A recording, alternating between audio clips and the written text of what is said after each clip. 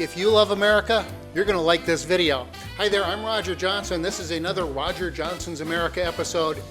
This year, 2026, marks the semi-quincentennial of the United States of America. That's 250 years to you and me. It also marks the centennial of historic Route 66. That's right, Route 66 turns 100 years old this year. Now, fortunately for you and for me, I did a trip down Route 66 a number of years ago, and I'm going to share that with you here today. So stay tuned and join me as I get my kicks on Route 66. I love to travel, and I love America. From the Purple Mountains' majesty and across the fruited plain, from sea to shining sea. I want you to join me as I celebrate America one adventure at a time. This is Roger Johnson's America. On March 30th, 2018, I arrived in Santa Monica, California, the western terminus of historic Route 66. Little park there, just a stone's throw away from the Santa Monica Pier. It was kind of foggy, kind of cloudy, kind of icky. Yeah, the idea was a little over a week previous, when I left Chicago, the eastern terminus of Route 66, I watched the sunrise, beautiful, beautiful sunrise over Lake Michigan from Navy Pier. And then when I got out to California, I was going to watch the sunset over the Santa Monica Pier. Yeah, it didn't happen. Well, the sun set and everything, but it was cloudy and icky, and it got dark and everything, but it wasn't that much of a sunset.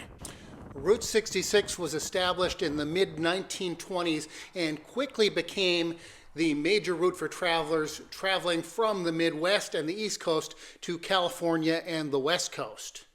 People seeking a second chance, whether it was escaping the Dust Bowl and the Great Depression in the 1930s, GIs coming home from World War II, or people just seeking fame and fortune in Hollywood.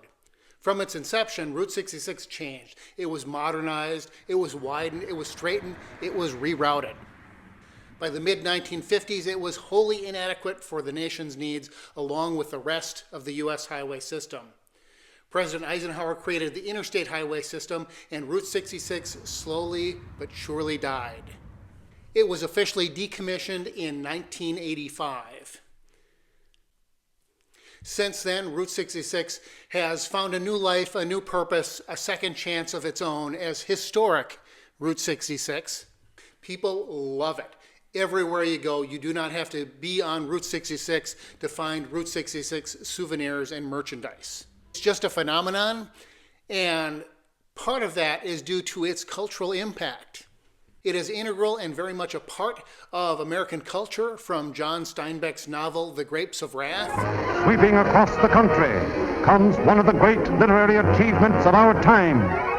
A human, revealing, soul-stirring story that instantly becomes the most discussed novel of modern literature, The Grapes of Wrath.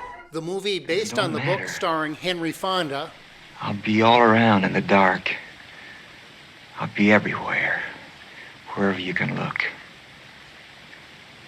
Wherever there's a fight so hungry people can eat, I'll be there. The TV show, Route 66. And then there's the song, Get Your Kicks on Route 66 by Nat King Cole. It was also recorded by Chuck Berry, my favorite version. Get your kicks on Route 66. Rolling Stones did a version, and most recently, John Mayer did a version for the Pixar animated film Cars. But I'll be honest with you, for some reason, I have never been interested in Route 66. It just never really appealed to me. There's nothing along Route 66 that you cannot find anywhere else in the country, and I've traveled all over the country. Whether it be quaint little towns or friendly people, or hey, there's a neat little diner here or there, neat old bridges, or a cute mom and pop motel, gas station, neat roadside architecture, or art or whatever it happens to be. And then I found the exception to that rule. The one unique thing on Route 66 that I don't think I've seen anywhere else in America, the town of Oatman, Arizona. Oatman is really cool. It is unique. I don't think there's anything else like it anywhere in the United States. Route 66 goes up through the mountains to the town of Oatman. It's the only way that you can get to Oatman is on historic Route 66. And it's like something out of a Roadrunner Coyote cartoon. You half expect to see a tunnel painted on the side of the wall, the cliff face with a pile of TNT in front of it.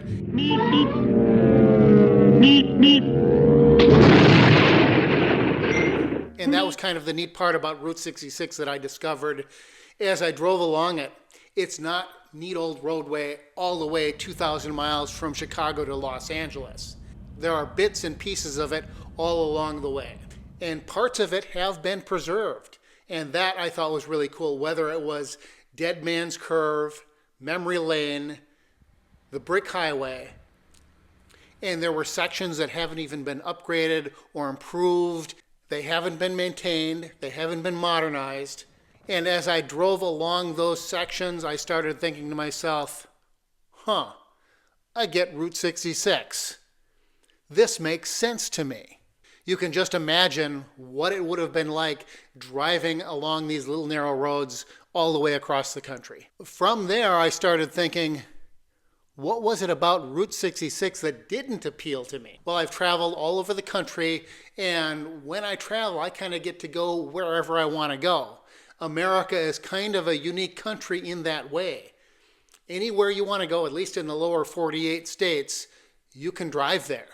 I start from home, I pick where I want to go, I find all the places that interest me, and I draw a line. It can be a zigzag, it can be a loop, it can be a figure eight. I really love figure eights for some reason. And then when somebody says, oh, hey, Route 66, yay, yeah, wow, this is wonderful, this is a great thing. You start from Chicago, you go to Los Angeles, and that doesn't appeal to me. It doesn't appeal to me at all. But if you don't travel like I do, if you haven't seen much of the country, if you're not from the United States, wow, what an opportunity. Here it is. It's all laid out before you. You start in Chicago, you go to Los Angeles, and here are the things you get to see along the way. You buy your guidebooks and your maps, and you head out and take your trip. It does require some planning, but what a way to see America without really having to plan the way that I plan my big trips. So yeah, I think I get it. For other people, not that I didn't enjoy the trip, I did enjoy it immensely. If you do want to travel Route 66, do some planning, get a good guidebook, get good maps. I did not have a navigator with me. I was by myself, so I was kind of dependent on GPS and road signs. The GPS doesn't know that I want to be on Route 66. So it kept on telling me, hey, go over that way, that's faster, directing me over to the freeway. And then I would follow signs. While most of the route was very good as far as signage was concerned, Missouri was really good, Illinois was really good, Oklahoma was terrible. Good luck traveling Route 66 across Oklahoma if you're depending on road signs. And I do understand people steal road signs. I talked to one of the folks in one of the museums, and they said, yeah, that was a big problem. They put up signs, people steal them, and then they end up not replacing them. So here's my public service announcement for the day. Don't be an ass and steal road signs. So that was kind of a disappointment. The other disappointment was the weather. Disappointing at the very end when I got to Santa Monica and it was cloudy and icky. The first half of the trip was kind of crummy and icky as well. The last few days were very sunny and nice, but the first half of the trip, yeah, not so much. I went to Cadillac Ranch, and I don't necessarily get it. I understand that it's iconic. I understand that a lot of people stop there, but it's out in the field and it's just dirt. So when it's rainy like it was just mud. And then I don't like graffiti, and that's one of these places where they encourage you to paint graffiti on stuff. And so all these cars are just caked with just inches of paint. And it's just, yeah, not my thing. One place that is very good for visiting while it's raining, while you're on Route 66, is Merrimack Caverns. I took the tour there. That was really fun. Really nice caves, really fantastic cave, really cool geology, but also really cool history as well. Jesse James actually used the cave as a hideout at one time. Another tour that I did, it's not necessarily a Route 66 icon, but it is technically on Route 66. It's in Flagstaff, Arizona. It's the Lowell Observatory. Just a really fascinating story about how at the Lowell Observatory they discovered the planet Pluto. And yes, it is a planet.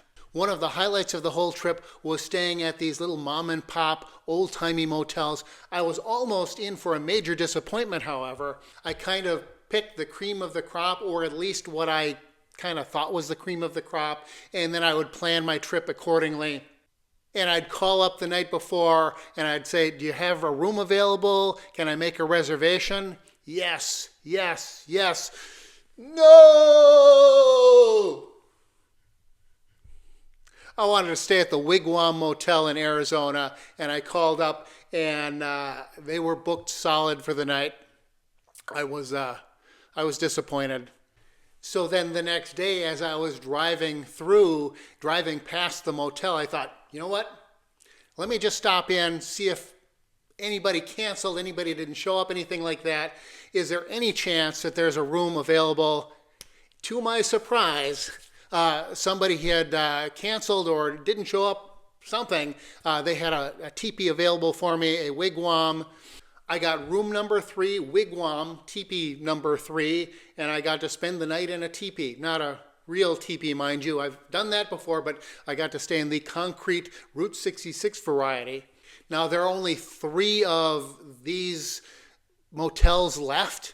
There was kind of a mini chain. I think there were 6 originally. Now there are just 3. The one in Arizona, there's another one in California, also on Route 66, and then there is one in Kentucky right by Mammoth Cave. Other hotels, motels that I got to stay in that were just fantastic. The Wagon Wheel Motel in Missouri is the oldest continuously operated motel on Route 66. I stayed at the Lincoln Motel, and then I think my favorite was the Blue Swallow Motel. It's got the neon lights, and it is just really, really well done. But I think part of the reason that it was my favorite was because that's when the weather changed. I went to bed, and it was cloudy and icky and rainy and ugh. And I woke up, and it was just beautiful sunshine, and it was sunshine the rest of the trip all the way up until I got to Santa Monica at the very end of the trip. The Blue Swallow Motel is in Tucumcari, New Mexico, just west of the Texas border, just east of the Texas-New Mexico border. You will find the Midway Cafe. I got to stop there. I lucked out. Apparently, it had been closed for some time and had just reopened the day before. And also when I got there, it was like half an hour before the cafe closed. I wasn't able to order dinner because the kitchen had already closed, but apparently they're known for their pie, and yeah, I can see why. I had a slice of chocolate, peanut butter, banana pie, and had that to celebrate my having reached the halfway point on Route 66. Timing is important. So in Illinois, I stopped by Doc's Soda Fountain. There I was about an hour before they opened up, and the owner, he was inside and he's looking out his window and he sees me in my truck there, and he came out and pokes his head out and says, "Hey, come on in," and he opened up early for me. He poured me a cherry Coke, the old-fashioned soda fountain way. What a neat spot, what a neat building. It was built in the 1870s. The owner said he didn't know exactly when the building was built, but it's been in business ever since it opened, has never closed down. Another neat surprise, another fantastic owner that I got to talk to for a little while was at the Jackrabbit Trading Post. There's the famous iconic sign out front. Here it is. I don't think that I was aware that the trading post was still there. I knew the sign was still there. I was familiar with that. But yeah, there was a trading post, little gift shop. It's not very big, but there's a very good variety of souvenirs and things that I didn't see anywhere else along Route 66. Another Route 66 icon that I didn't have high hopes for, kind of like the Cadillac Ranch, was the Blue Whale. I thought, okay, here's another piece of roadside art that somebody built to attract customers or something, but it is so much more than that. It's actually practical, which is a big reason why I liked it as much as I did. Where I come from in Minnesota, There's 10,000 lakes. That's what our license plates say anyway. In Oklahoma, it's not so easy to find a place to go swimming, but that's what this is. It's a little swimming hole, and instead of just building a dock with a diving board and some slides and some things, they've built this fiberglass whale around it.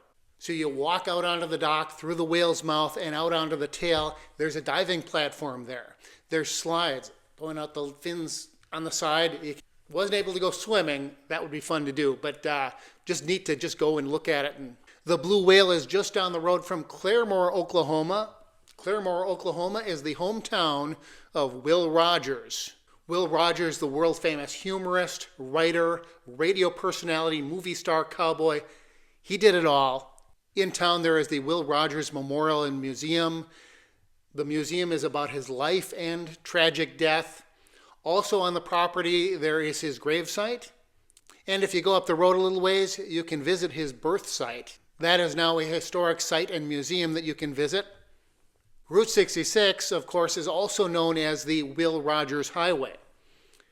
Another Oklahoman who probably could have Route 66 named for him, but I don't think it ever was, is Cyrus Avery. Cyrus Avery was from Tulsa, Oklahoma. At one time, he was the Oklahoma State Highway Commissioner. He was very instrumental in getting Route 66 established and establishing where it went. I visited his gravesite there in Tulsa. He is often called the father of Route 66. So in Tulsa, you will find the Cyrus Avery Plaza. And if you don't know that you're on Route 66 anywhere else in Oklahoma, in Tulsa, Oklahoma, at the Cyrus Avery Plaza, there is no doubt that you are on Route 66. There's fabulous museums all along the way. Now, obviously, I didn't stop at all of them. I only had about a week's time. If you really took your time, if you took a couple weeks or more, you could stop and see a lot of them. A couple of the really good museums that I got to stop at, two of them in Oklahoma, was the Oklahoma Route 66 Museum, and then the National Route 66 Museum is also in Oklahoma. Lots of museums, lots of stuff to see. There's visitor centers all along the way where you can get information about what there is to see. At the beginning of my trip, I stopped by the Illinois Route 66 Visitor Center in Joliet, Illinois. There I bought myself a root beer, a route beer, just like this one here, and then I carried it with me the entire trip all the way out to Santa Monica. And there, when I stopped to enjoy the sunset, sunset wasn't very enjoyable, but the route beer was. And being at the end of the video here, I'm going to enjoy this route beer and call it a video, call it an adventure. I hope you enjoyed it. That's good stuff. If you like the video, hit the like button, subscribe to the channel, follow me on the social medias for more amazing content as I celebrate America one adventure at a time. So till next time, this has been another Roger Johnson's America.